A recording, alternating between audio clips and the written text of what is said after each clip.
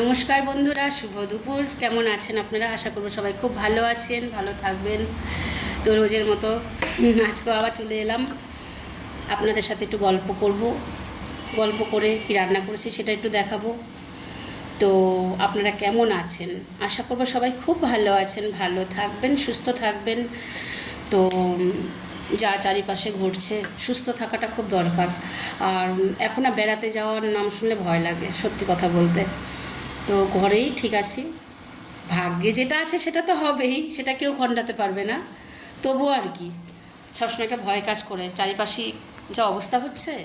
আচ্ছা যাই হোক, আমি আজকে কি রান্না করেছি দেখাচ্ছি। একদম সিম্পল একটাই মেনু করেছি, দেখাচ্ছি। এখানে তোমার ভাত হচ্ছে, ভাতটা এখনও হচ্ছে, এখনও হয়নি। এটা হালকা করে ফাটা করে রেখেছি। আর দেখাচ্ছি ভাতের সাথে কি করেছি। ভাতের সাথে একটাই মেনু, সেটা হয়েছে মাটন। আমার হাজব্যান্ড মটন খেতে ভীষণ ভালোবাসে।